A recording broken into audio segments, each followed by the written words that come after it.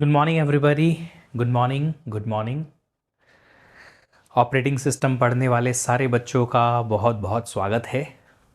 तृप्ति, विष्णु, राजा, सलोनी, रामानंद, विकास, बहुत बहुत स्वागत है सब लोगों का। चमन, वेरी वेरी गुड मॉर्निंग। अरे इवनिंग कहाँ से भाई? हाँ, वैसे भी काफ़ी लोगों के लिए तो इवनिंग है, 2 घंटे बाद सोने का टाइम हो जाएगा, है ना? Madhu, Charlie, good afternoon, good morning. कैसे हैं आप सब लोग? How are you guys? Since long हम कोशिश कर रहे थे कि ये सेशन जो है प्लान हो जाए। एट लास्ट एक सेशन प्लान हुआ है, but I am certainly not happy with that just because the thing is आप लोगों के डाउट्स बहुत सारे पेंडिंग हैं, बहुत सारी बैचेस में ये कोर्स गया है, और जितना भी हमें टाइम मिला है उतने टाइम में सारे क्वेश्चन पक्का सॉल्व नहीं हो पाएंगे, है ना? तो मेरा प्लान ये है कि हम एक और वीकेंड ऐसा ही कोई सेशन जो है प्लान करेंगे डाउट के लिए। आप सब लोग टेलीग्राम ग्रुप पे हो ना अपने? विश्वदीप सर पीडब्ल्यू वाला टेलीग्राम ग्रुप पे आप सब लोग हैं? नमस्कार जी, नमस्कार, जय Mahakal. I am good, thank you for asking. जी रहे हैं आपके बिना। ओहो, जो ऐसे तो मतलब मेरी क्लास लगती रहती थी तो ऐसा था कि आपको अलग से ऑक्सीजन दे रहे थे भगवान, ऐसा तो नहीं था। एक प्रॉब्लम था प्लेसमेंट, बेटा प्लेसमेंट बैच में मंडे में सी प्लस प्लस आ रहा है। देखो बच्चा, बहुत सारे लोग बोलते हैं पहले जावा कर लो, बहुत सारे बोलते हैं सी प्लस प्लस के साथ में ऊप्स कर लो। तो ये सबकी रिक्वायरमेंट एक साथ तो फुलफिल कर नहीं सकती, वन बाय वन ही करना पड़ेगा। पहले जावा प्लान कर रहे थे तो बहुत सारे बच्चे बोल रहे थे सर ऊप्स को तो आप सी प्लस प्लस के साथ पढ़ाओ। तो उसकी वजह से हमें कहीं ना कहीं गड़बड़ फेस करने को मिलेगी। कुछ बच्चे ठीक रहेंगे, कुछ बच्चे नाराज रहेंगे। अब कैसे ठीक करें इस चीज को, आप बताओ। एक को तो पहले शुरू करना पड़ेगा, है ना? तो पहले ये पढ़ लो, बाद में कर लेंगे। चलिए, अभी यहां पे प्रीएम्प्टिव ऑलवेज केस में राउंड रॉबिन क्यों नहीं होगा? क्योंकि अगर राउंड रॉबिन में क्वांटम बहुत बड़ा हो गया तो वो तो एफसीएफएस में डिग्रेड हो जाता है। तो फिर उसमें आपके पास में प्रीएम्पशन कहाँ आया, है ना? देखो, आप लोगों के जो दूसरे वाले डाउट्स हैं प्रिपरेशन रिलेटेड जो भी हैं, उनको हम अलग से सेपरेटली ये करेंगे, ठीक है? सर कॉलेज में मेनी कंपनीज जावा बेस्ड हैं। देखो हर्षल जी, जावा भी आएगा, 2 वीक बाद जावा भी आएगा, उसके तुरंत बाद जावा भी लगेगा तो वो भी हो जाएगा। विनीत, सैंपलिंग है बेटा, डिजिटल मार्केटिंग अलग चीज है, वो सेल है, ये सेल नहीं है। सुनो सुनो सुनो, अब सिंपल सी बात पढ़ो। तुम लोगों को कोई भी अगर डाउट है, जिस क्वेश्चन का आंसर आप नहीं बना पा रहे हो, उस डाउट के बारे में, टेक्निकल डाउट के बारे में डिस्कस करेंगे। ये डाउट क्लास है, डाउट के बारे में ही डिस्कस करेंगे पहले, ठीक है ना? तो अभी सुनिए जरा। डाउट के लिए आप लोग सब लोग ग्रुप में, टेलीग्राम ग्रुप में एडेड है ना?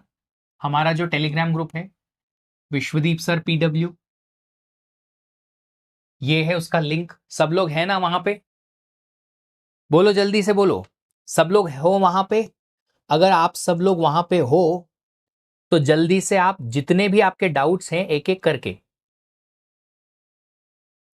वो वहां पे भेजते रहो।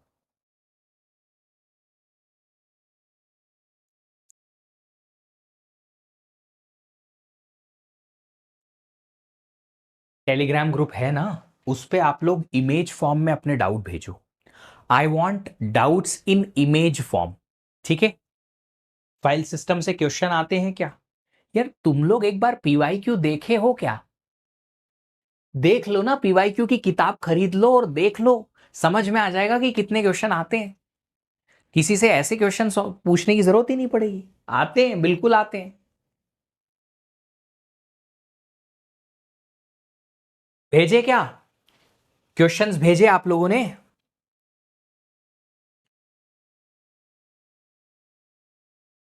यही वाला आखिरी क्वेश्चन ही है। इमेज फॉर्म में आप क्वेश्चन भेजते रहिए, मैं इमेज एक एक करके उठा लूंगा यहां से, ठीक है, और फिर यहां सॉल्व कर दूंगा। एसटीएल भी पढ़ाएंगे। एसटीएल बेटा किस चीज को एसटीएल बोल रहे हो आप? सी प्लस प्लस का एसटीएल या किस चीज का एसटीएल? एसटीएल मल्टीपल जगह पे होता है। Important topics for 25 page. GATE Vishnu Simha, important topic क्या होता है, सब पढ़ना है। सिंक्रोनाइजेशन के क्वेश्चन नहीं बन रहे, प्रैक्टिस करोगे आइडिया लगेगा। कुछ अजीब से जो क्वेश्चन आए थे बीच में 2013-14 अराउंड में, उनको आप स्किप कर सकते हो। प्रिपरेशन का डाउट कब क्लियर होगा? प्रिपरेशन का डाउट प्रिपरेशन वाली स्ट्रेटेजी में देख लेंगे। सी प्लस प्लस एसटीएल, बेटा सी प्लस प्लस बेसिक से तो स्टार्ट करें, एसटीएल भी पढ़ लेंगे। सिंक्रोनाइजेशन के लिए प्रैक्टिस करनी पड़ेगी, प्रैक्टिस प्रैक्टिस प्रैक्टिस। हाँ जी, क्या आप अपने डाउट्स लेके आए हो? पोस्ट किया है? हाँ जी। क्या है ये क्वेश्चन? ये क्वेश्चन, ये 15th वाला क्वेश्चन है क्या?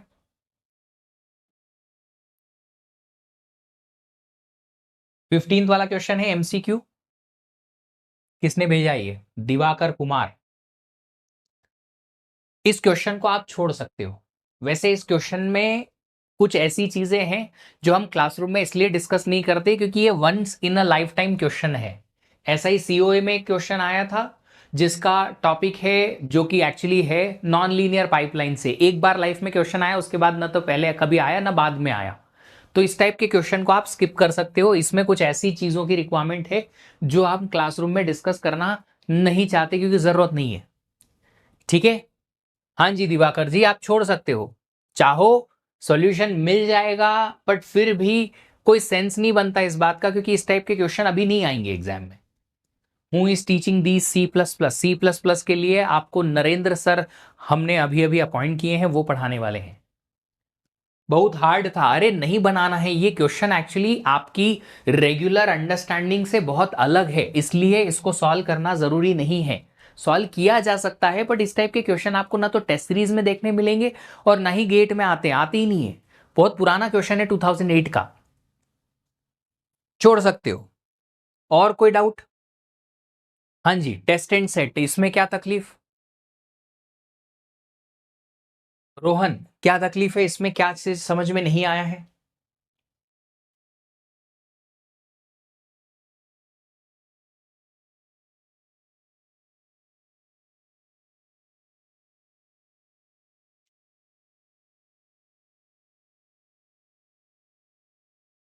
बोलो भाई, कहाँ है कौन? 13 से 15 के क्वेश्चन स्किप करें, ऐसा जरूरी नहीं कि 13 से 15 स्किप करो। उसमें जो अजीब से क्वेश्चन है, जो बहुत ही ज्यादा अजीब है, एक दो क्वेश्चन उनको छोड़ सकते हो, रिपीट नहीं होंगे एज इट इज। रोहन बाबू, इसमें क्या तकलीफ है, क्या चीज नहीं समझ में आई?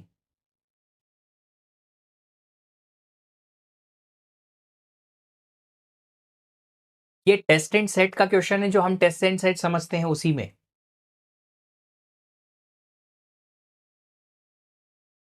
क्वेश्चन सेंड करके भूल गए लगता है बाबूजी, ये भी भेजे हैं। ये भी फेच एंड एड टाइप का ही क्वेश्चन है, इसमें क्या तकलीफ है?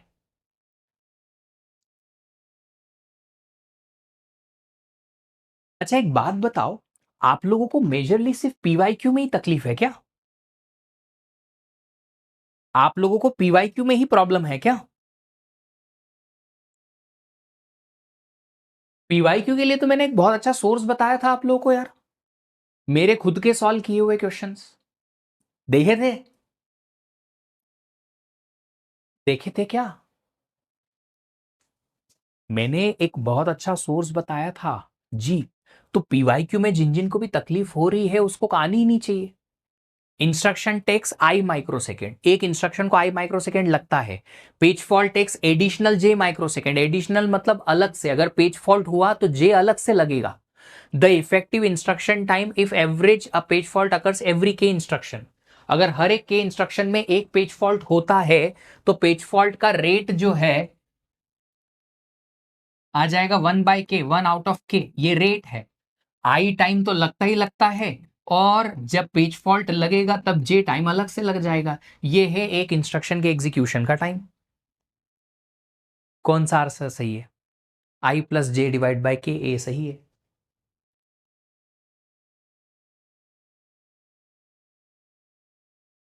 बस ये जो पीवाई क्यूज है ना, ये और ये रोहन बाबू, एक बार ना मैंने, हाँ जी, एक सोर्स बताया था, उस पे देखिएगा। ठीक है, तो आपको समझ में आ जाएगा कोई भी आंसर कैसे किया जाए। सर कंटेक्स्ट स्विच का एक्चुअल मीनिंग क्या होता है? एक प्रोसेस जो है सीपीयू में रुके और दूसरी प्रोसेस रन करने आए। अब प्रोसेस क्यों रुकी है? क्योंकि उसे रोका गया है किसी न किसी रीजन से। या तो वो प्रीएम्पशन की वजह से बाहर आई, या वो कहीं आईओ ऑपरेशन के लिए गई इसलिए सीपीयू से बाहर आई, या वो टर्मिनेट हो गई तो सीपीयू से बाहर आई। कोई एक प्रोसेस को सीपीयू से बाहर लाओ और दूसरी प्रोसेस को सीपीयू में भेजो, इस कंटेक्स्ट स्विच। अभी भेजा है। Effective memory access time for virtual memory is directly proportional to, page fault rate बढ़ेगा तो इफेक्टिव मेमोरी एक्सेस टाइम बढ़ेगा। A option, hit rate of page access. अगर हिट रेट बढ़ेगा तो मेमोरी एक्सेस टाइम रिड्यूस हो जाएगा, गलत। Main memory access time increase होगा तो इफेक्टिव मेमोरी एक्सेस टाइम बढ़ेगा, C option also. And hit ratio of TLB, नहीं, ए और सी करेक्ट होना चाहिए। ए और सी करेक्ट होना चाहिए इसमें। नहीं नहीं, ए और सी दोनों करेक्ट होना चाहिए। TLB is not needed for context switch. देखो कंटेक्स्ट स्विच में जो चीज लगती है, सीपीयू के रजिस्टर्स लगते हैं। सीपीयू में जो रजिस्टर्स हैं उन कंटेंट को प्रोसेस से बाहर भेजो और दूसरी प्रोसेस को अंदर लाओ। सरवाइज सी, अगर मेन मेमोरी का एक्सेस टाइम ज्यादा है तो एवरेज मेमोरी एक्सेस टाइम भी ज्यादा लगेगा ना। कैसी बातें करते हो? फॉर्मूला देखो, फॉर्मूला में हम लिखते हैं ना कि यहां पे इफेक्टिव मेमोरी एक्सेस टाइम जो है वो मेन मेमोरी का एक्सेस टाइम अगर ज्यादा है, 200 की जगह अगर 400 ले लिया मेन मेमोरी का एक्सेस टाइम, तो इफेक्टिव मेमोरी एक्सेस टाइम का वैल्यू तो बढ़ेगा। क्यों नहीं बढ़ेगा? ऑफ कोर्स बढ़ेगा। Hit ratio same to same ले लो, page fault rate same to same ले लो, टीएलबी हिट में सेम टू सेम ले लो, टीएलबी का access time same to same ले लो, page fault service time same to same ले लो। मेन मेमोरी का एक्सेस टाइम कम और ज्यादा करके देखो, इफेक्टिव रेट बढ़ जाएगा, इफेक्टिव एक्सेस टाइम बढ़ जाएगा। आंसर में ओनली ए है तो बदल लो। कौन सा कोई तुम्हारा बड़ा ये ठप्पा लग गया कि रजिस्ट्रेशन हो गया अब तो नाम चेंज नहीं होगा एटसेट्रा? कोई कंट्री का नाम तो है नहीं कि नहीं चेंज नहीं हो सकता, ये तो इंडिया है तो इंडिया ही रहेगा है। बदल लो। आपको समझ में आ गया, कोई बात नहीं। अरे तुम अपने से आंसर कर ले रे, थोड़ी छोटी मोटी गलतियां चलती हैं, तुम अपना भी तो दिमाग लगाओगे कि नहीं? सारे प्रोसेसेस के पीसीबी रहे हैं रैम और सेकेंडरी मेमोरी। रैम में रहते हैं बेटा, RAM RAM RAM RAM RAM, RAM में रहते हैं। अरे तुम कहाँ आ गए भाई? हाँ जी, इसमें क्या तकलीफ है? यार तुम लोग ना मेरे को स्ट्राइक करवाओगे यहाँ पे। दूसरे इंस्टीट्यूट के अगर क्वेश्चन का स्क्रीनशॉट भेजते हो तो उसको नाम तो हटा दिया करो कम से कम। हाँ, क्या तकलीफ है इसमें? सीमा फोर की वैल्यू, एन की वैल्यू 0 है, एस की वैल्यू 1 है। ठीक है, प्रोड्यूस करेगा पहले, फिर पीएस करेगा, ऐड टू बफर करेगा, वीएस एनएस एंड दिस। क्या तकलीफ है इस क्वेश्चन में बताओ? किसने भेजा ये? राजा साहू। यार क्वेश्चन भेजने के बाद भूल मत जाया करो। Sir in page fault hit checking V bit column is said as tag column also. Page hit में इसमें टैग तो नहीं आएगा, पर हाँ जी बिल्कुल, जो वैलिड इनवैलिड बिट है वो भी चेक होती है, बिल्कुल चेक होती है। अगर वैलिड है तो ही हम हिट मानेंगे, नहीं वरना नहीं मानेंगे। हाँ जी बताओ, इस क्वेश्चन में तकलीफ क्या है? क्वेश्चन ही नहीं बना, समझ नहीं आया। पीवाईक्यू के अलावा कोई दूसरे प्रैक्टिस क्वेश्चन मिल सकते हैं क्या कॉन्फिडेंस बढ़ाने के लिए? टेस्ट सीरीज है ना बेटा, टेस्ट सीरीज है, टेस्ट सीरीज ले लो। अगर किसी इंस्टीट्यूट के आपको प्रैक्टिस क्वेश्चन मिल जाते हैं तो वो उठा लो। टेस्ट सीरीज ले लो, कम से कम 2 3 ले लोगे तो और बढ़िया, खूब मिल जाएंगे। यार क्वेश्चन भेजने के बाद कम से कम बातें तो करो। जिसने भी भाई साहब ने ये भेजा है, बात तो करो कि क्या है। Shared variable x initialised with 3 operated by 4 concurrent processes w x y z as follows.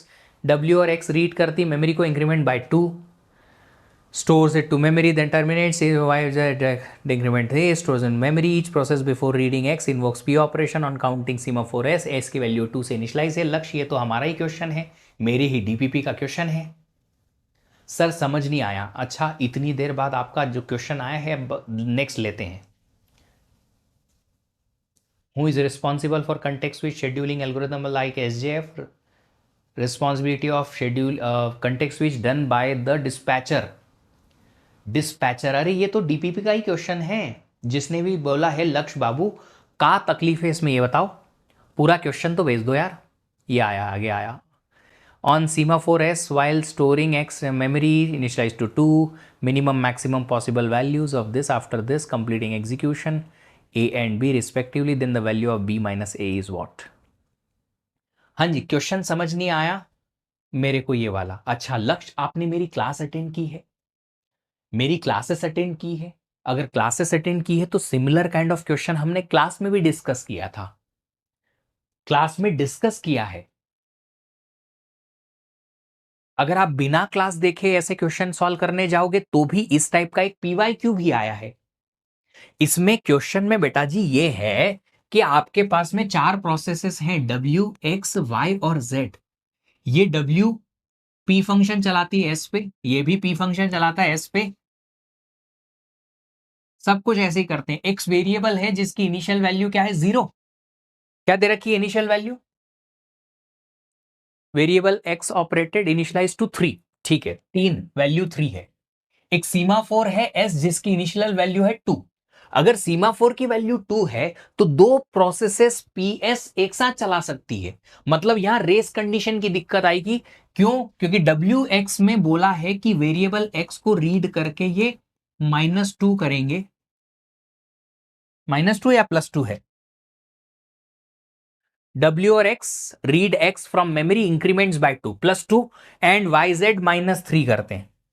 तो X, W और X को रीड करके +2 करेंगे और ये X को रीड करके अपडेट करेंगे -3 और फिर वापस से VS चला देंगे। अब यहां ऐसा है कि दो प्रोसेसेस एक साथ क्रिटिकल सेक्शन में जा सकती हैं, दोनों X की सेम वैल्यू रीड कर सकती हैं, रेस कंडीशन की प्रॉब्लम। तो अब हमें अगर मिनिमम वैल्यू पता करनी है तो ये जो माइनस माइनस की जो प्रोसेसेस हैं इनका इंपैक्ट एक्स पे आएगा। मतलब कि एक्स की वैल्यू जो 3 है वो 2 बार -3 होके -3 बन जाएगी, ये मिनिमम वैल्यू है। और मैक्सिमम वैल्यू क्या होगी? सिर्फ और सिर्फ +2 वाला इंपैक्ट आएगा। तो -3 + 2 कितना हो जाएगा? 3 2 5 2 7। अब क्या पूछा है? मैक्सिमम माइनस मिनिमम वैल्यू क्या होगी? Answer is 10। अब ये कैसे हुआ? ये कैसे हुआ, इसके लिए आपको ये समझना पड़ेगा कि अगर x की वैल्यू 3 है, मान लो ये w और z दोनों ने एक के बाद एक PS चलाए, चल जाएंगे क्योंकि s की वैल्यू 2 दे रखी है। दोनों ने x की वैल्यू को 3 रीड किया, कर दिया, इसने +2 लोकली किया और पहले यहां लिख दिया x की वैल्यू 5 और उसके बाद इसने -3 किया और उसके ऊपर से 0 लिख दिया। तो दो प्रोसेसेस खत्म हो जाएंगी और लिखा हुआ किसका रहेगा? जो उसने बाद में लिखा है, y। फिर ये दोनों प्रोसेसेस x को 0 0 रीड करेंगी एक साथ क्रिटिकल सेक्शन में या एक साथ PS चला के। फिर इसने x को 0 रीड किया, इसने 0 रीड किया, इसने +2 राइट कर दिया, इसके बाद इसने -3 किया, 0 -3 -3 लिख देंगे। ऐसे ये सॉल्व होगा। क्लास में हमने लेक्चर में देखा है, बिल्कुल बिल्कुल देखा है। आराम से देख लेना, हो जाएगा, ऐसे ही सॉल्व होगा। ठीक है, चलिए वापस चलते हैं। ये राजा जी का क्वेश्चन है। हाँ जी, राजा बाबू, यहां हो कि चाहे कहीं चले गए? यही हो ना? सीमाफोर है n 0 की वैल्यू, s 1 की वैल्यू। ठीक है, तो एक काम करते हैं, इधर जाते हैं। सीमाफोर, अरे अरे तुम कहां आ गए भगवा? सीमाफोर s है 0 n 1। वापस चलते हैं।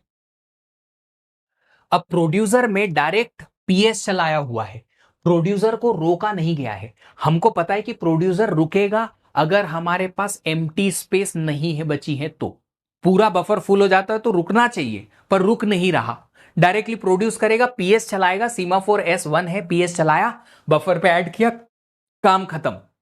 तो प्रोड्यूसर प्रोड्यूस कर पाएगा बिल्कुल, और वीएस को एस को 1 वापस कर देगा, पीएस के बाद वीएस, और एन को प्लस प्लस कर देगा। ठीक है, मतलब कि प्रोड्यूसर प्रोसेस कभी भी नहीं रुकेगी, प्रोड्यूसर के आगे कुछ रुकने वाला है ही नहीं।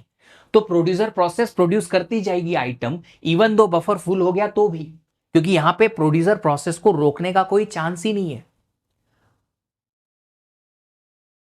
ठीक है, कंज्यूमर प्रोसेस पीएस चला सकती है आराम से, पीएन चला सकती है, अगर एन की वैल्यू इसने ऐड करके भेजी है तो आराम से चला सकती है, रिमूव करके वीएस चला देगी, कंज्यूम कर देगी। ठीक है, मतलब कि कंज्यूमर प्रोसेस को तो हम रोक रहे हैं एन पे, एन की वैल्यू 0 है इनिशियली, जब ये वीएस चलाएगा एन पे या वीएन चलाएगा एन पे, तब जाके ये पीएन चला पाएगा। मतलब कंज्यूमर तो प्रोड्यूसर के बाद ही चलेगी, कंज्यूमर प्रोड्यूसर के बाद चलेगी। पहला राउंड गलत, पहला ऑप्शन गलत, producer will be able to add an item to buffer but consumer can never consume it, ऐसा गया, खत्म। Consumer will remove one no more than 1 item from the buffer, ऐसा भी नहीं है, क्योंकि प्रोड्यूसर तो जितने आइटम ऐड करते जाएंगे होते जाएगा। अब देखो यहां पे सीमाफोर का टाइप नहीं दे रखा, दिया है क्या? नहीं, ये क्वेश्चन में गड़बड़ है। सीमाफोर एन का टाइप होना चाहिए ना, कि एन की वैल्यू क्या है, सीमाफोर किस टाइप का, काउंटिंग है कि बाइनरी है, नहीं पता है। ठीक है, नहीं पता है, चलो मान लेते हैं काउंटिंग है, तो प्रोड्यूसर प्रोड्यूस करेगा। एस जो है ये एक्चुअली लॉक लेने के लिए बफर पे लॉक लिया, उस पे आइटम ऐड किया, वीएस कर दिया। ठीक है, इन दोनों के बीच में बफर एक्सेस है, और वीएन कर दिया, एन की वैल्यू 1 हो गई। फिर से प्रोड्यूसर आया, वीएन करते जाएगा, एन की वैल्यू इंक्रीज होती जाएगी। ये जो कंज्यूमर है वो P ऑन N चला के और कंज्यूम करता रहेगा। तो ए ऑप्शन तो गलत है, consumer will remove no more than 1 item from the buffer, ऐसा भी नहीं है, ऐसा भी कुछ नहीं है। जितनी बार इसने VN चलाया उतनी बार ये PN चला सकता है। Deadlock occurs if consumer succeeds in acquiring semaphore S when buffer is empty. तो अगर बफर एम्प्टी हो गया, ये स्टेटमेंट सी ऑप्शन करेक्ट है। बफर एम्प्टी है तो एन की वैल्यू 0 होनी चाहिए, ऐसा एक्चुअली क्वेश्चन में लिखा नहीं है, पर हम अज्यूम कर रहे हैं। अगेन किसी इंस्टीट्यूट का बनाया हुआ क्वेश्चन है, गेट का नहीं है, तो ये सब अज्यूम करना पड़ेगा। प्रैक्टिस क्वेश्चंस में प्रॉब्लम यही आती है कि आधी अधूरी चीजें दे रखी होती है, आधी अधूरी चीजें हमें मानना पड़ेगी कि एन का मतलब क्या है। एन का मतलब है कि ये बता रहा है कि बफर में कितने आइटम्स हैं, मानना पड़ेगा। इसने पीएस चलाया, एस की वैल्यू हो गई 0, फिर इसने पीएन चलाया, नहीं चलेगा क्योंकि एन की वैल्यू 0 है। ये प्रोड्यूसर आया, प्रोड्यूसर ने पीएस चलाने की कोशिश करी, भैया एस पे तो इसने लॉक ले रखा है, डेड लॉक हो गया, डेड लॉक हो गया। सी ऑप्शन करेक्ट है। Starting value of N should be 1 for deadlock free, option नहीं, डी ऑप्शन भी गलत है। क्यों? क्योंकि एक बार अगर आपने एन की वैल्यू 1 कर दी, ये पीएन इसने चला दिया, वापस से कंज्यूमर दूसरी बार चलेगा तो फिर एन की वैल्यू 0 हो जाएगी, ये तो गलत बात। अगर 2 बार कंज्यूमर एक के बाद एक चल गया शुरुआत में, तो फिर से यहां पीएन में फंस जाएगा। एक बार तो चल जाएगा, एन की वैल्यू पी अगर 1 से लिया तो पीएन चल गया, ठीक है, उसने कंज्यूमर ने रिमूव करने की कोशिश की आइटम जो कि एक्चुअल में है भी नहीं, तो भी मिल गया, फिर वापस से पीएन दूसरी बार चलाया तो फिर फंस जाएंगे। गेट में आता तो ये एन की वैल्यू क्या दर्शा रही है ये बताया जाएगा, एन काउंटिंग है या बाइनरी सीमाफोर है ये बताया जाएगा, सब कुछ बताया जाएगा। गेट के क्वेश्चन में यही तो सबसे इंपॉर्टेंट चीज होती है। स्पेशल सॉफ्टवेयर छोड़ दो, ये क्वेश्चन कोई मतलब नहीं है। If a system uses FIFO policy for page replacement and has page for no loaded beginning, also system first access 100 distinct pages in some order, then accesses same pages but now in reverse order, 196 is the answer। Saurav Kumar 196, 100 pages मान लो आपने इस order में लिए, 1 2 3 4 5 up to 100, सबके लिए page fault लगेगा क्योंकि एक भी पेज नहीं है। वापस से जब रिवर्स ऑर्डर में जाओगे तो रिवर्स ऑर्डर में 100 99 98 97 आपके पास रहेंगे, तो लास्ट में जो 4 पेज आए उन 4 पेज का हिट हो जाएगा, बाकी का फिर से मिस, क्योंकि वो सारे रिप्लेस हो चुके होंगे। 196 इज द आंसर। बहुत इजी क्वेश्चन है। इसको कैसे ये करूं, कैसे पढ़ूं? यहां चेंज हो जाएगा डायरेक्शन, सीधा भेज दो यार।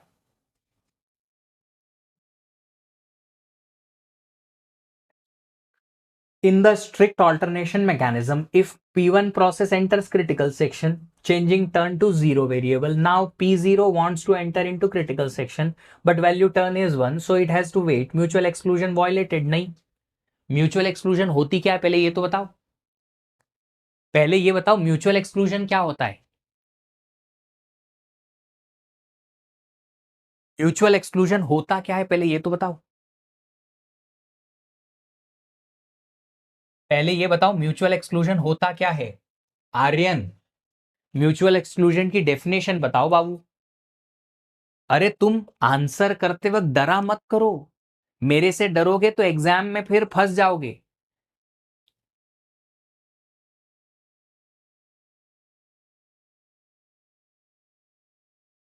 आर्यन, म्यूचुअल एक्सक्लूजन का मतलब होता है कि अगर एक प्रोसेस क्रिटिकल सेक्शन में एग्जीक्यूट कर रही है, तो जब तक इसका म्यूचुअल एक्सक्लूजन जब तक इसका क्रिटिकल सेक्शन का एग्जीक्यूशन खत्म नहीं हो जाता, दूसरी प्रोसेस अपने क्रिटिकल सेक्शन में एंटर नहीं कर पाएगी। इवन दो अगर ये प्रोसेस बीच क्रिटिकल सेक्शन में रन करते हुए प्रीएम्प्ट हो गई, सीपीयू से बाहर लाई गई, कोई बात नहीं, दूसरी प्रोसेस आएगी रन करने, पर वो इंस्ट्रक्शन एग्जीक्यूट नहीं कर पाएगी जो क्रिटिकल सेक्शन का है। कोई दूसरे इंस्ट्रक्शन एग्जीक्यूट करेगी, फंसी रह जाएगी, बट क्रिटिकल सेक्शन के इंस्ट्रक्शन एग्जीक्यूट नहीं कर पाएगी। That is what the mutual exclusion. यहां पे म्यूचुअल एक्सक्लूजन है। और बाउंडेड वेटिंग का मतलब होता है कि एक प्रोसेस अगर क्रिटिकल सेक्शन में है, दूसरी अगर उसके लिए वेट कर रही है, तो जो दूसरी प्रोसेस वेटिंग में है, क्योंकि वो वाइल लूप चला रही होगी तब तक, वो उसका वेटिंग बाउंड होना चाहिए। पहली प्रोसेस क्रिटिकल सेक्शन से बाहर आके दोबारा वही प्रोसेस क्रिटिकल सेक्शन में जाए, हम अलाउ नहीं करेंगे, ताकि ये प्रोसेस को रोक के वेटिंग वाली प्रोसेस को क्रिटिकल सेक्शन में भेजा जाए, ताकि उसका वेटिंग बाउंडेड या लिमिटेड रहे। That is bounded waiting. समझ में आई बात? वो भी रहेगा यहां, क्योंकि एक प्रोसेस को दूसरी बार क्रिटिकल सेक्शन में हम वैसे ही नहीं भेज पा रहे, स्ट्रिक्ट ऑल्टरनेशन है इसलिए। बाउंडेड वेटिंग वॉयलेट हो रहा है ना, कहां हो रहा है बताओ। बाउंडेड वेटिंग कैसे वॉयलेट होगा? एक प्रोसेस P1 गई क्रिटिकल सेक्शन के अंदर, है ना, फिर उसके बाद दोबारा वही प्रोसेस क्रिटिकल सेक्शन के अंदर जा ही नहीं पा रही। क्यों? P1 के बाद तो P2 जानी चाहिए, या उल्टा 0 के बाद 1 जानी चाहिए स्ट्रिक्ट ऑल्टरनेशन में। तो P1 वापस से दोबारा से क्रिटिकल सेक्शन में कहां एंटर कर पाई कि P2 को वेट करते रह जाए और P1 दोबारा से क्रिटिकल सेक्शन में जाए? हुआ ऐसा? नहीं। दोबारा से क्रिटिकल सेक्शन में जाने का मतलब सीपीयू मिलना नहीं होता बेटा, सीपीयू मिलना नहीं होता। आर्यन बाबू, तुम ये बात गलत समझ रहे हो, मुझे लगता है कि ये बात तुमको गलत समझ में आई। सुनो सुनो सुनो सुनो सुनो, आर्यन रुको आराम से। P1 ने एग्जीक्यूट करना या P0 ने एग्जीक्यूट करना शुरू किया, ये क्रिटिकल सेक्शन में आधी अधूरी थी, और यहां पे इसका हुआ प्रीएम्प्शन। प्रीएम्प्शन हुआ है, सीपीयू छुड़ाया गया है, क्रिटिकल सेक्शन से अभी बाहर नहीं आई ये प्रोसेस। प्रीएम्प्शन हुआ है, क्रिटिकल सेक्शन से बाहर नहीं आई है। फिर थोड़ी देर बाद P1 को चांस मिला सीपीयू पे, उसने रन किया तो वाइल पे फंसी रह गई। सीपीयू मिला P1 को, क्रिटिकल सेक्शन मिला नहीं, तो मैं बोलूंगा कि P1 वेटिंग में है क्रिटिकल सेक्शन के लिए। सीपीयू मिला तो भी वो आगे नहीं बढ़ पाई। फिर प्रीएम्प्शन हुआ P1 का, वापस से P0 आई, तो P0 को सीपीयू पे वापस चांस मिला, तो कहां से एग्जीक्यूट करेगी? जहां आधा अधूरा छोड़ के गई है। पहली बार का ही क्रिटिकल सेक्शन पूरा नहीं हो पाया उसका, तो वो तो लेगी ना, पूरा कंप्लीट करेगी। तो कर लो। इसका मतलब ये थोड़ी कि दोबारा क्रिटिकल सेक्शन मिला इस प्रोसेस को, नहीं। एक बार जो मिला था उसका एग्जीक्यूशन ही कंप्लीट नहीं हुआ, उसको एग्जीक्यूशन तो कंप्लीट करने दो। तो अभी प्रोसेस एक बार का ही क्रिटिकल सेक्शन खत्म कर रही है, करने दो। फिर जब इसका क्रिटिकल सेक्शन खत्म हो जाए, फिर वापस से ये बाहर आए और ऐसा इंस्ट्रक्शन एग्जीक्यूट करे वाइल वाला, और अगर ये सक्सेसफुल हो जाता कि आगे बढ़ जाती, तो बात मानते कि हाँ दोबारा से P0 क्रिटिकल सेक्शन में चली गई। बाहर आने के बाद उसको खाली सीपीयू मिला था, पर पहली बार का ही क्रिटिकल सेक्शन कंप्लीट नहीं हुआ था। आई होप अब बात समझ में आई हो।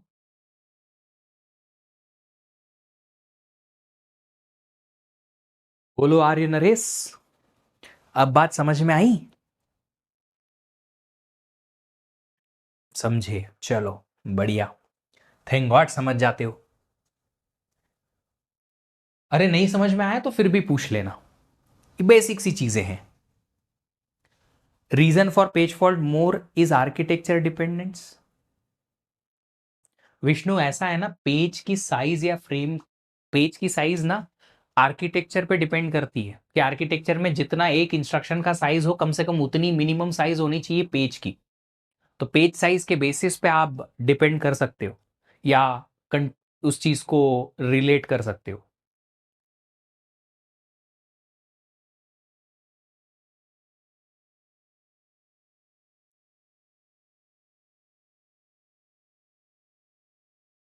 बस हो गए क्वेश्चन, इतने ही थे।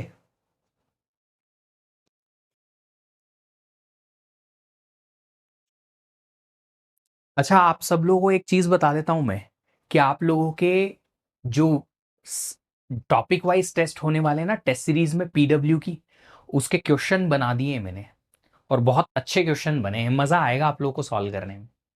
You will certainly enjoy it. बहुत मजा आएगा, मजा नहीं बहुत मजा, है ना? देखिएगा, बड़ा मजा आएगा। आया तो है नहीं यार दिवाकर जी, इसके बाद।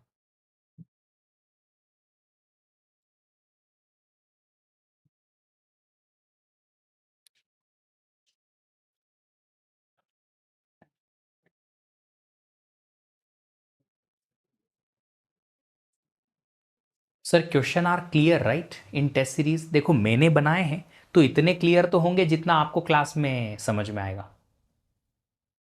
बहुत मजा मतलब बहुत टफ नहीं, मैंने मिक्स किया है। क्वेश्चन इजी भी दिए हैं, देखे हुए भी दिए हैं, क्वेश्चन थोड़े से डिफरेंट टाइप के भी दिए हैं। प्लेसमेंट सेशंस अभी मंडे से हैं क्या? हाँ बेटा, प्लेसमेंट में आपको मंडे से अभी C++ पढ़ने मिलेगा।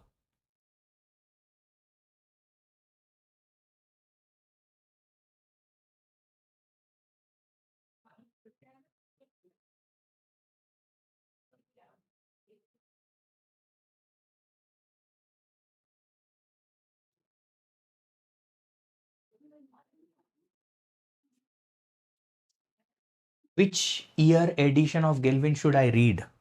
कोई भी ले लो, कोई फर्क नहीं पड़ रहा। सर ये फोक और fork and fork print star number of star printed.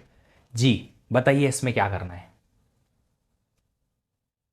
हाँ जी, अब क्या करना है इसका?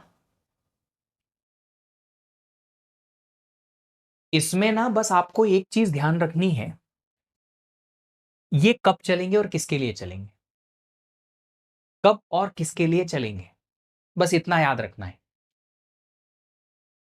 अगर आपने सी प्रोग्रामिंग पढ़ी है, और एंड के लिए शॉर्ट सर्किट कब होता है ये क्या आपको पता है, तो काम बन जाएगा। आपका आंसर क्या आ रहा है Diwakar? What is your answer? Sir इसमें बहुत सारे कंडीशन आ रहे हैं, ऑफ कोर्स आएंगे, बहुत सारी कंडीशंस आएंगी, लंबा क्वेश्चन जाएगा। C++ मंडे से स्टार्ट हो रहा है बेटा, इस मंडे से, ये मंडे से स्टार्ट हो रहा है। चलो लिख लेते हैं इस क्वेश्चन को।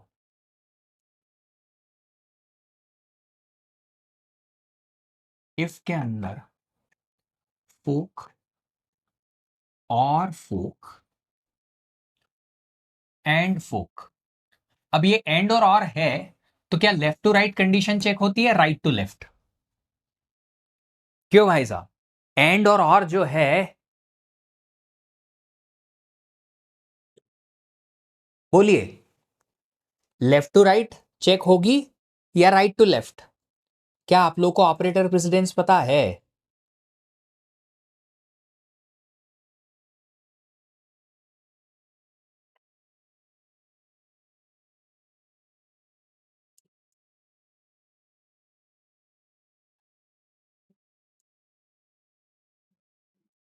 बोलो बोलो बोलो। एंड और आर का ऑपरेटर प्रेसिडेंस होता है लेफ्ट टू राइट, है ना? ठीक है, क्या दोनों का प्रेसिडेंस सेम होता है? एसोसिएटिविटी तो लेफ्ट टू राइट है, प्रेसिडेंस भी सेम है, एक ही ग्रुप में आते हैं।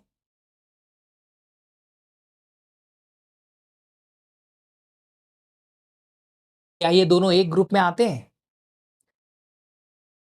एंड और आर का प्रेसिडेंस, विष्णु ने सही कहा है। एंड लॉजिकल एंड जो है वो लॉजिकल और के पहले सॉल्व होता है।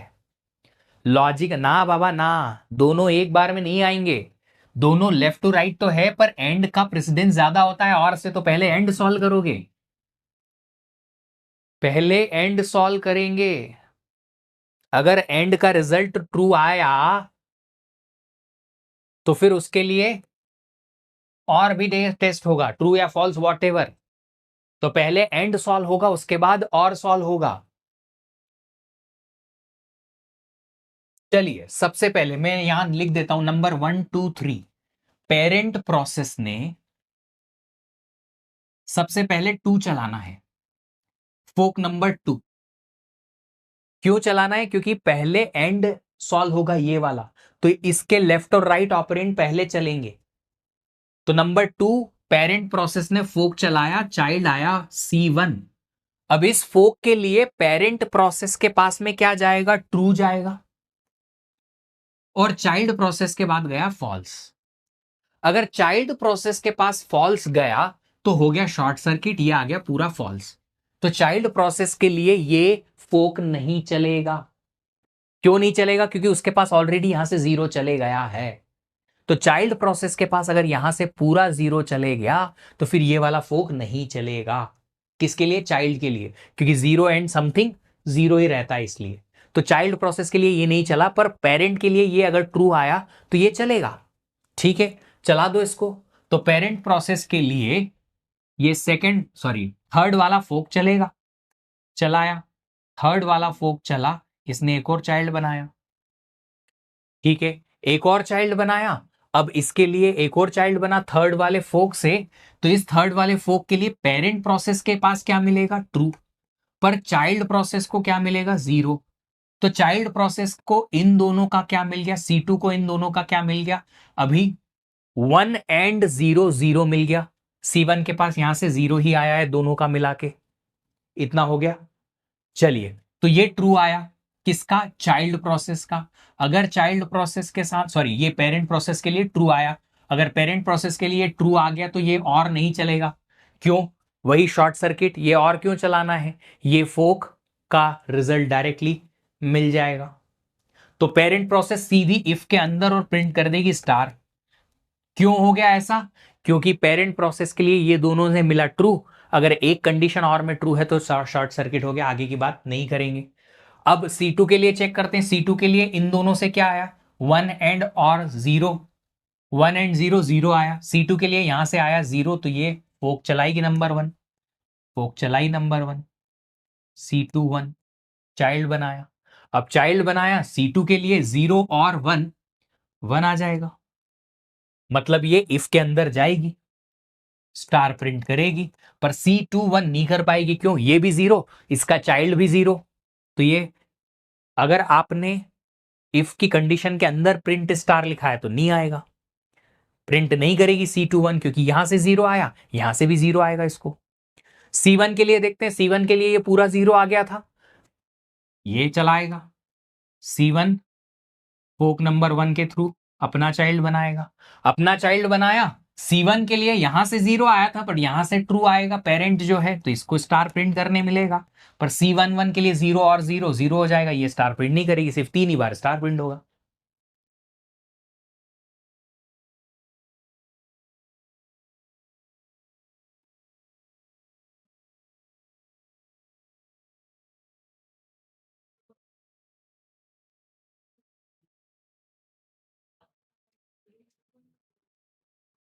डन।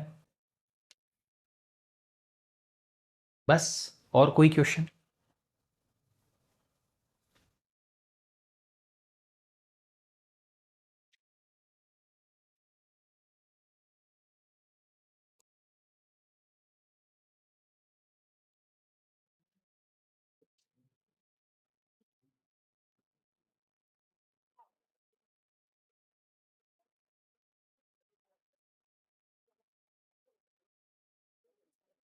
मैं पढ़ाता हूँ ओएस, पर तुम मुझसे सी प्रोग्रामिंग भी सॉल्व करा रहे हो। Tips for OS and C O A OS की टिप्स इतनी ही है, मेहनत ज़्यादा लगेगी। We can say internal fragmentation is always zero in variable partition memory. Vishal, if you are having variable partition contiguous allocation, yes, true, क्योंकि हम उतनी ही मेमोरी प्रोसेस को देंगे जितनी उसकी रिक्वायरमेंट है, अदरवाइज नहीं देंगे एक्स्ट्रा कुछ भी। इंटरनल फ्रेगमेंटेशन नहीं होगा, जीरो। बिल्कुल ट्रू। और कुछ? आपकी बैच में वैसे भी मेरा सीओए पेंडिंग है कुछ लोगों का, तो सीओए आएगा, है ना?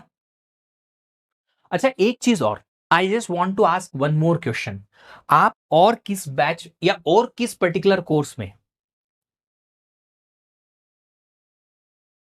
But you told can't what? Deadlock avoidance prevention brief difference, दोनों की मेथड अलग है। प्रिवेंशन में हम चार में से एक कंडीशन को अवॉइड करने की या प्रिवेंट करने की कोशिश करते हैं, नेसेसरी कंडीशंस में से एक को। अवॉइडेंस में बैंकर्स एल्गोरिदम लगा के ऑपरेटिंग सिस्टम रिसोर्सेज का अलोकेशन को कंट्रोल करके और सेफ स्टेट में रख के और डेडलॉक अवॉइड करता है, मेथड अलग है। आप इस पर्टिकुलर सब्जेक्ट के अलावा और कौन से सब्जेक्ट में डाउट क्लास एक्सपेक्ट करना चाहते हैं? Internal fragmentation is not avoidable बेटा, ये सिर्फ और सिर्फ फाइल सिस्टम के लिए मैंने कहा था।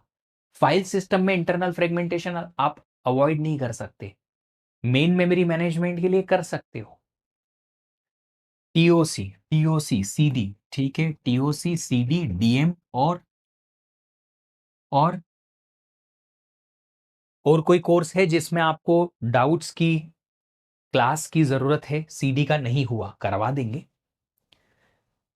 किसी का भी नहीं हुआ होगा मेरे ख्याल में, तो मेरे अलावा किसी और ने लिए हैं डाउट सॉल्विंग सेशन अभी तक?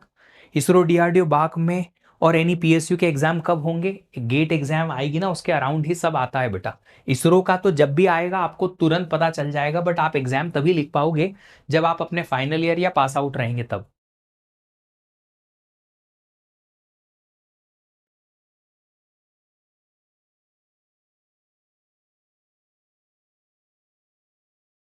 चलिए, तो ये दो सब्जेक्ट्स, ये तीन सब्जेक्ट के डाउट क्लास हम लगवा देते हैं। और कोई? और कोई? सी प्लस प्लस में एसटीएल भी ऐड करो सर प्लीज। आर्यन जी, पहले अभी सी प्लस प्लस बेसिक तो पढ़ें, लगेगा कि एसटीएल भी ऐड करना होगा तो बिल्कुल कराएंगे, 100% करा देंगे। ये नोट कर लिया मैंने, ऑलरेडी मेरे डायरी में नोटेड है। I will remember it. बच्चों की जो रिक्वायरमेंट है उसको किस हद तक हम पूरा कर सकते हैं कोशिश करेंगे, बट अगर हर कोई अपना अपनी अपनी पर्सनलाइज्ड रिक्वायरमेंट लेके आएगा, मुश्किल हो जाती है एक जैसी रिक्वायरमेंट, सारी सबकी रिक्वायरमेंट पर्सनली पूरी कर पाना, बट कोशिश जरूर करेंगे। कॉमन प्रॉब्लम्स जो भी आएंगी करेंगे। एल्गोरिदम किस बैच हुआ होगा, खजाना ऐड करा दो। अभी एल्गोरिदम का नया कोर्स नई बैच के टीचर्स के साथ नहीं हुआ है, अभी इंग्लिश बैच का ही एक कोर्स स्टार्ट किया है आदित्य सर ने, और ये अगले महीने से आपकी बैच में भी आने लगेगा। सर, मेरे 5 सब्जेक्ट कंप्लीट हो गए हैं, क्या टेस्ट सीरीज सॉल्व कर लूं? बेटा, आप पहले काम करो, अक्टूबर तक सारे सब्जेक्ट्स पूरे कर लो, उसके बाद रिवीजन और प्रैक्टिस के साथ टेस्ट सीरीज लिखिएगा। सी प्लस प्लस पढ़ा है पहले से ऊप्स के साथ। देखो आर्यन, ये आपने पढ़ा है, पर ऐसे बहुत सारे बच्चे हैं जिन्होंने नहीं पढ़ा, तो फिर क्या करेंगे? अगेन आई एम सेइंग कि ये बहुत पर्सनल रिक्वेस्ट है, एक बच्चे की या कुछ बच्चों की, बाकी सबको, कुछ लोग ऐसे हैं जिनको सी प्लस प्लस पहले पढ़ना है जावा के। तो अब फिर ऐसे में आप बताइए, आप खुद बताइए कि हमारी हमारी ये चीज कैसे रहेगी, हम कैसे इस चीज को कवर कर पाए कि कुछ बच्चों को सी प्लस प्लस चाहिए, कुछ को जावा चाहिए। एट ए टाइम तो एक ही कोर्स लग पाएगा बेटा, है ना? If free holes are given then it will be considered as variable partition memory. जी विशाल, बिल्कुल, विशाल पटेल, बिल्कुल सही कहा आपने।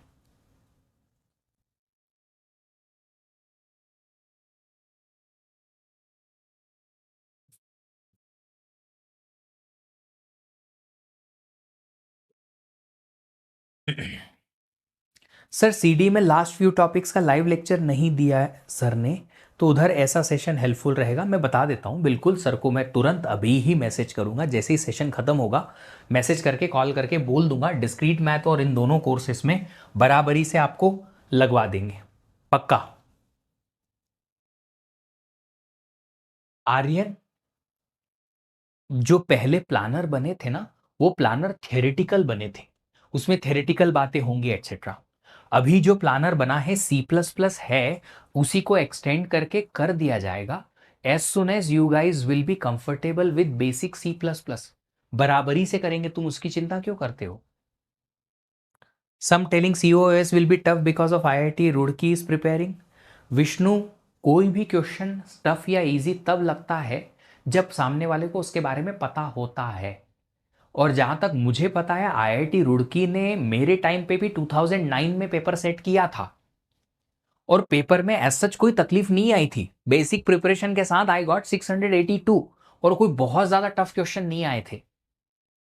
आएंगे भी तो आप कर सकते हो ना। Question bank for coding, coding के लिए तो सत्या सर ने एक एक मॉड्यूल पहले ही पढ़ाया हुआ है, और मॉड्यूल पढ़ा देंगे सर। लाइव कोडिंग कराइए। Only one lecture of CD was not live. Ashutosh ji, वो बच्चों का ऐसा ही रहता है, बढ़ा चढ़ा के बोलते हैं ताकि उनको ऐसा लगता है कि हम ये भी कराएं वो भी कराएं। देखो, हमने रिवैम्प किया हमारा प्लेसमेंट का पूरा प्लानिंग, ताकि लाइव कोडिंग भी मिले आपको साथ में, थेरेटिकल लर्निंग ना मिले बस। तो अगर ऐसा कुछ चेंजेस हमने किए हैं ताकि वो आपके लेटेस्ट ट्रेंड को कहीं ना कहीं सपोर्ट करे, तो वो भी चीज़ें हम लाएंगे जिससे आपको एक्चुअल में कुछ, जैसे system programming, sorry system design हुआ, या डिज़ाइन जो है लोअर लेवल डिज़ाइन जो आता है वो भी हम कवर करवाएंगे, अगर बच्चों को उस लेवल पे सीखने का एक्चुअल में मज़ा आने लगेगा तो we will change it. Sir 26 batch जल्दी स्टार्ट करो, 26 है तो अभी टाइम है बेटा, धीरे धीरे चल रही हैं चीजें। अपन को मिलेगा, अपन को कहां से मिलेगा? Sir in segmentation paging important, segmented paging की बात कर रहे हो स्वरूप? नहीं नहीं, क्वेश्चन बैंक ऐसा है, वो लाइव कोडिंग है, प्लेसमेंट बैच में चल रही थी। सर ने कुछ 40-50 क्वेश्चंस करवाए हैं पहले मॉड्यूल में, और आगे के मॉड्यूल में भी और क्वेश्चन करवाएंगे। सत्या सर,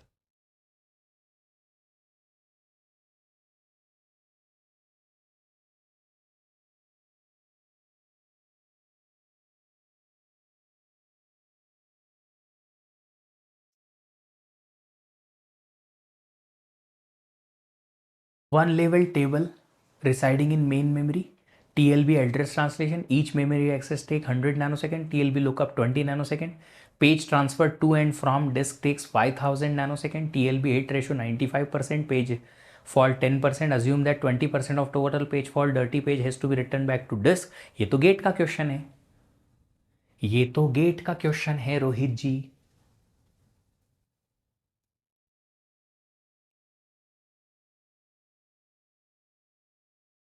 सेगमेंटेड पेजिंग में इंटरनल फ्रेगमेंटेशन होगी ना स्वरूप जी? यस, अगर आपने पेजिंग की बात की तो बिल्कुल होगी।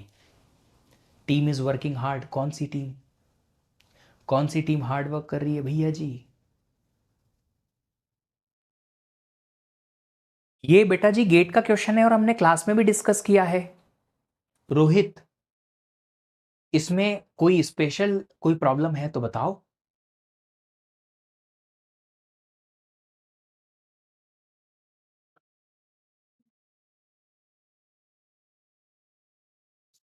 आ गए भैया,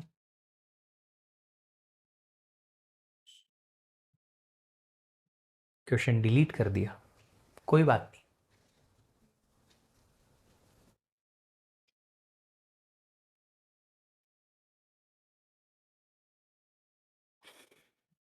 चलिए, तो मुझे लगता है लगभग आपके सारे क्वेश्चन खत्म हो गए हैं। दो रिक्वेस्ट मैं लेके जा रहा हूँ बराबरी से, ये कोर्सेज का ये लगाने का, और C++ को साथ में और STL एटसेट्रा जो भी कुछ है वो करवाने का। I do it, I make it possible. अच्छा, इसके अलावा आप लोगों को यहां मैं नहीं छोड़ रहा हूं, डोंट वरी अबाउट इट। आपकी जो भी बैच हो डज नॉट मैटर। मैं 1 महीने बाद डिस्कशन सेशन फिर से लाऊंगा। जैसे आज सुबह एक प्रीवियस बैचेस में मैंने एक डिस्कशन सेशन रखा है, शायद आप भी उसका पार्ट हो, पता नहीं। और भी आपकी बैचेस में भी एक डिस्कशन सेशन में हर मंथ लगभग लाता रहूंगा, ताकि आपसे बातचीत होती रहे, आपकी तकलीफ मुझ तक पहुंचती रहे और मैं आपसे बात कर पाऊं कि भैया क्या रिक्वायरमेंट है, कहां कोई कमी रह रही है, कोई प्रिपरेशन में प्रॉब्लम है, कहीं भी है, कुछ भी हो। You were expected rank in gate 25 from PW.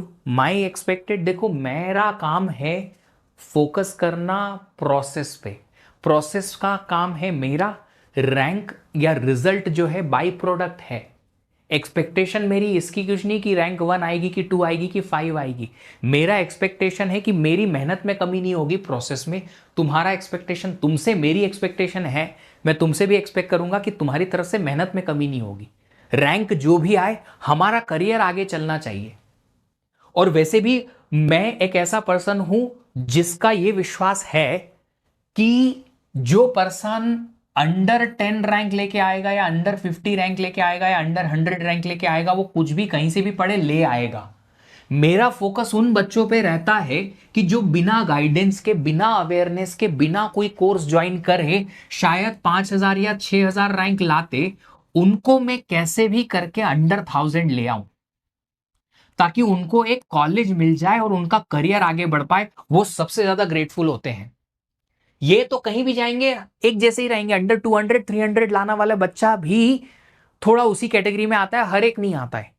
But मेरा मेन फोकस है इन बच्चों पे जो कि रियल में स्ट्रगल कर रहे हैं लर्निंग से, अंडरस्टैंडिंग से, पर जहां उनको सही गाइडेंस मिल गया, सही लर्निंग मिल गई, सही कंटेंट मिल गया और सही तरीके से उन्होंने उसको एग्जीक्यूट कर दिया। अंडर 1,000 आ गया, अंडर 200 300 जो भी आ गया, बस उस बच्चे को मुझे आगे लेके जाना है, क्योंकि मेनली वही स्टूडेंट है जिसको जरूरत है हमारी।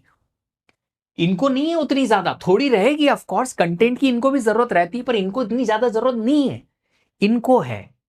और मेरा पूरा फोकस इन पे है। कोई भी, मेरा कोई भी फोकस जो रहेगा वो पूरा इन पे रहेगा। उस बच्चे को इस लायक बना दूं जिसको कुछ नहीं मिल रहा, जिसके पास कुछ भी नहीं है हाथ में, और फिर सडनली एक ऐसी चीज आ जाए, सर आईआईटी मिल गया, वो नाचेगा कूदेगा और जो मजा आता है ना उसमें बात ही अलग है। जिसको मतलब लिटरली अपने आप पे विश्वास नहीं होता है कि मैं कुछ कर लूंगा, और सडनली अच्छी रैंक आ जाती है सिर्फ इसलिए क्योंकि उसको अच्छा गाइडेंस मिल गया। फिर वो इतना खुश होता है, इतना खुश होता है जिसकी लिमिट नहीं है। और वो स्टूडेंट जो है वो मेरे से ज्यादा करीब रहते हैं।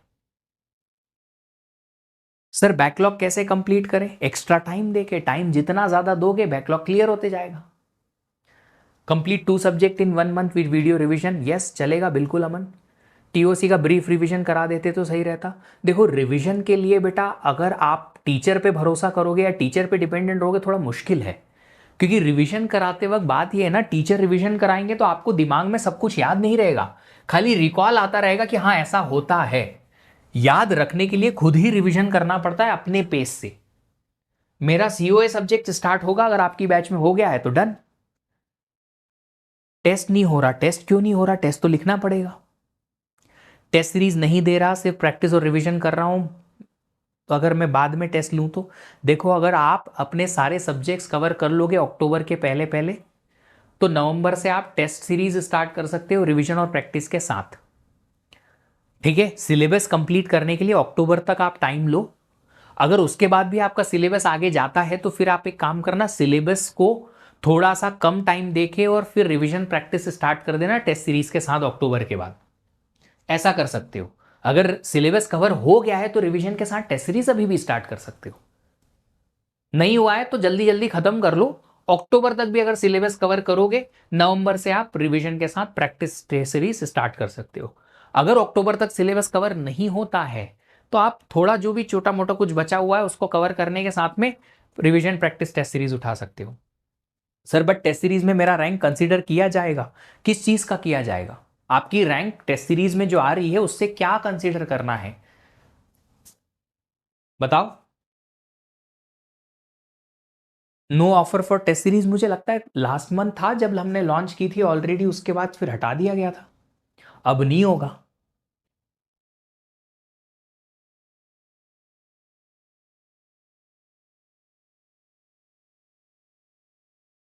नंबर कम आ रहे हैं। नंबर बेटा कम ही आते हैं टेस्ट सीरीज में शुरुआत में, बट जब आप धीरे धीरे करके ये पता करोगे कि मार्क्स कम क्यों आ रहे हैं, एक एक क्वेश्चन को जज करो कि ये क्वेश्चन क्यों गलत हुआ, ये क्यों गलत हुआ, ये क्यों गलत हुआ, इसका रीजन पता करो। या तो कंटेंट भूल गए होंगे, या प्रैक्टिस की कमी की वजह से क्वेश्चन सही तरीके से नहीं बन पाया, या सिली मिस्टेक की। क्यों? आइडेंटिफाई करो मिस्टेक्स को, याद रखो कि इस टाइप की गलती नहीं करनी है। अगर कंटेंट भूल गए, किसी चीज का कंसेप्ट भूल गए कि ये याद नहीं आया टाइम पे, मतलब रिवीजन की जरूरत है। प्रैक्टिस की कमी झलकेगी अलग ही, अगर आपको अप्रोच ही नहीं समझ में आ रही कि इस क्वेश्चन को सॉल्व कैसे किया जाए, मतलब प्रैक्टिस की कमी है। हर एक क्वेश्चन का रीजन पता करो, एक एक करके एनालिसिस करो हर क्वेश्चन की, पता चलेगा कि क्यों गलत हुआ, रीजन भी समझ में आएगा कि कैसे इसको सॉल्व कर सकते हैं। LRU अप्रोक्सीमेशन नहीं पढ़ना, यूनिक्स आई नोट का क्वेश्चन पढ़ सकते हो, बेसिक वाला जो हमने किया, जो गेट में आया है। सर बाद में दूंगा तो कोई दिक्कत नहीं है। टेस्ट सीरीज मतलब कि टेस्ट सीरीज वीकली टेस्ट की बात नहीं है, वीकली टेस्ट तो अभी ही देना है। अक्टूबर के बाद आप टेस्ट सीरीज के टेस्ट स्टार्ट कर सकते हो। मोहम्मद जुनेद जी बहुत बहुत धन्यवाद। बस पढ़ते रहिए, मेरा काम सिर्फ आपको अपने सक्सेस तक लेके जाने का है। मैं अपनी मेहनत करता रहूंगा, आप भी करते रहो। अमन जी बिल्कुल इंप्रूव होगा। सिलेबस कंप्लीट किया करें या टेस्ट सीरीज लिखें? सिलेबस अक्टूबर तक सिलेबस कंप्लीट करो, उसके बाद test series. But test series तो अभी हो रहे हैं, तो बाद में भी तो अटेम्प्ट कर सकते हो। देखो टेस्ट सीरीज हमारा लाने का दो पर्पस है। एक तो वो बच्चे जो 2 साल से तैयारी कर रहे हैं, उनका सिलेबस कवर हो गया, तो उनको भी तो टेस्ट सीरीज चाहिए ना, तो उनके लिए लाना थी। दूसरा है बिजनेस पर्पस, ऑफ कोर्स।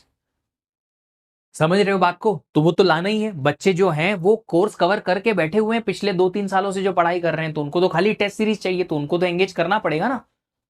जो बच्चे अभी थोड़ा लेट हो रहे हैं, बाद में टेस्ट सीरीज लिख देना। टेस्ट सीरीज टेस्ट हो रहे हैं तो वो रहेंगे लाइव, ऐसा तो है नहीं कि हटा दिए जाएंगे। इंडेक्स टेबल को हटाना पड़ेगा बिल्कुल विष्णु।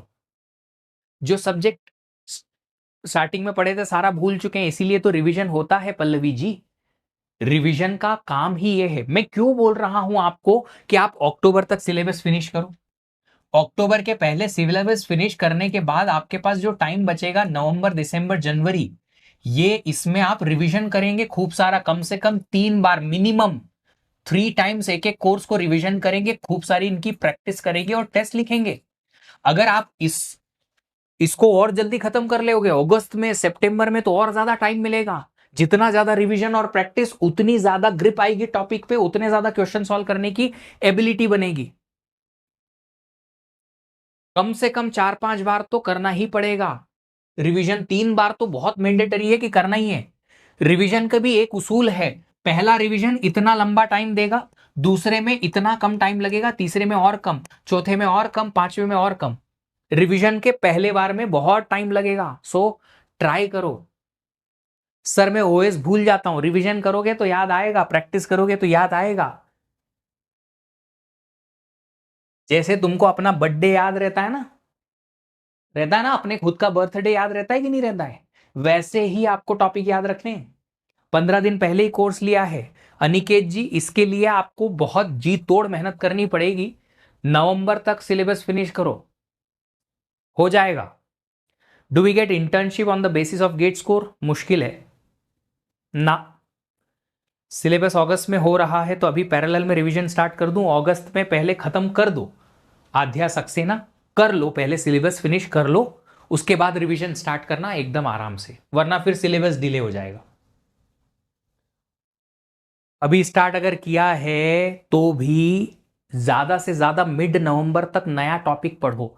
लगता है कि टाइम कम मिल रहा है, तो हर एक सब्जेक्ट का एक एक टॉपिक, जैसे मैं एग्जांपल बता देता हूं, सीओए में एक कंट्रोल यूनिट नाम का टॉपिक है, पूरा छोड़ दो, नहीं जरूरत है पढ़ने की, छोड़ सकते हो, कोई दिक्कत नहीं आएगी। टेस्ट सीरीज में क्वेश्चन आते हैं गेट में, सालों तक कोई भी क्वेश्चन नहीं आया है, आएगा भी तो एक क्वेश्चन आ जाएगा, पर कम से कम हमारे पास टाइम तो बचा रहेगा दूसरी इंपॉर्टेंट चीजें करने का। कोई बात नहीं, हमारा पेपर 99 मार्क्स का ही रह जाएगा, पर 99 में से भी 70 आना इज गुड, रादर देन 100 के लिए ट्राई करो और 70 की जगह 17 मार्क्स आ रहे हैं, तो उससे तो बेहतर ही है। रिज्यूम में मेंशन कर सकते हैं गेट रैंक, बिल्कुल। सिक्योर्ड 69% बीटेक, बिल्कुल अच्छी बात है, कोई दिक्कत नहीं। बिनोरी कोई प्रॉब्लम नहीं है। 3 हार्ड कंसेप्ट से के चलते हैं, 15 इजी कंसेप्ट का भूलना नहीं है। सिंपल सी बात है, जितना ज़्यादा मेहनत करोगे उतने ज़्यादा मार्क्स आ जाएंगे। इन्फिनिटी बैच में सीओए कब आएगा? सूरज नवंबर में प्लान्ड है, अदरवाइज आपके पास खजाना में एडेड है ऑलरेडी। मैक्सिमम कितने आवर्स पढ़ना होगा? जितने आवर्स आप पढ़ सकते हो पढ़ लो, करते रहो पाटीदार जी। कहाँ इंदौर के रहने वाले हो अनिकेत? जितनी मेहनत कर सकते हो कर लो। सीएन इन्फिनिटी बैच में रन करवाएंगे सर। बेटा इन्फिनिटी बैच अपने आप में कोई बैच का नाम नहीं है, उसकी दूसरा नाम भी होगा। कौन सी वाली बैच के साथ आपने इन्फिनिटी लिया? पराक्रम है कि श्रेष्ठ है कि विजय है एक्सेट्रा? इंदौर प्रॉपर इंदौर से कहीं और से?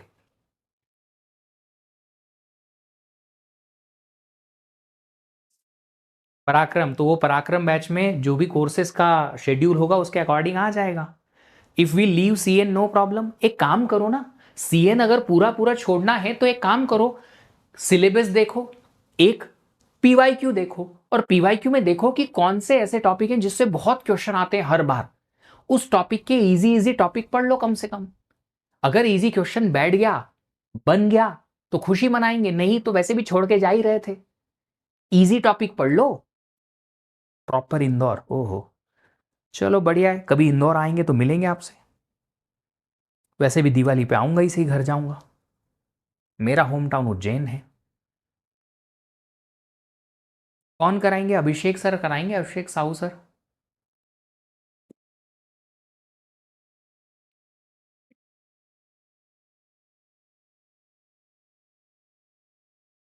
चलो फाइन, तो ये सेशन बंद करते हैं, है ना? आप सब लोग जाइए, छुट्टी छुट्टी टाइम वेस्ट करने से बेहतर ही है। फोकस करते हैं अपनी लर्निंग पे, जो भी टाइम है हमारे पास अब बचा हुआ उसको कंटिन्यू करते हैं हमारे बाकी की प्रोसेसेस में।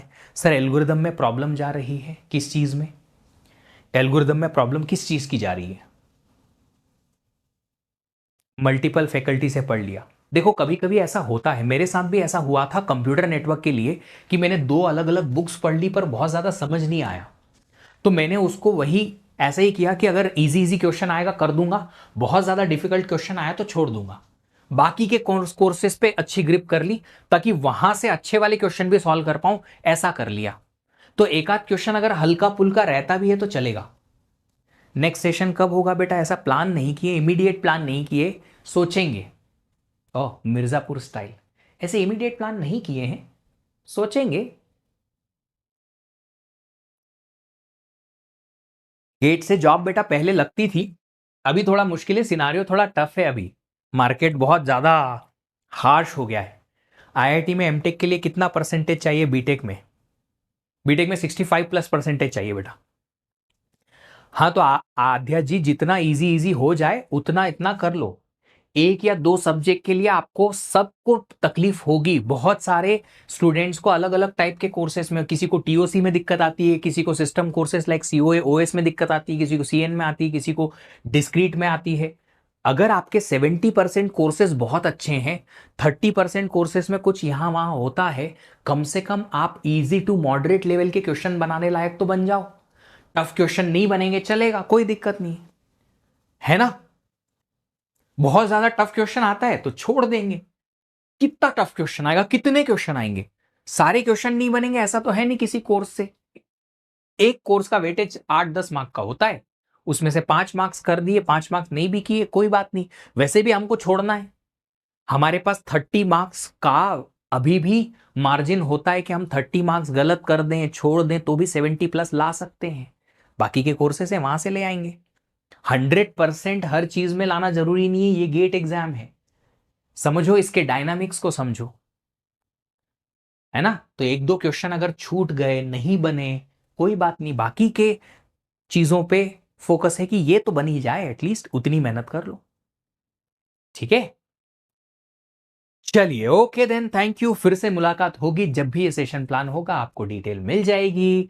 पर ये चीज रुकनी नहीं चाहिए, मैं साथ हूं नहीं हूं, मेरी ये बात आपके साथ रहना जरूरी है। लर्निंग कंटिन्यूएशन में चाहिए और हैप्पी हैप्पी वाली चाहिए। Thank you, bye bye, have a great day.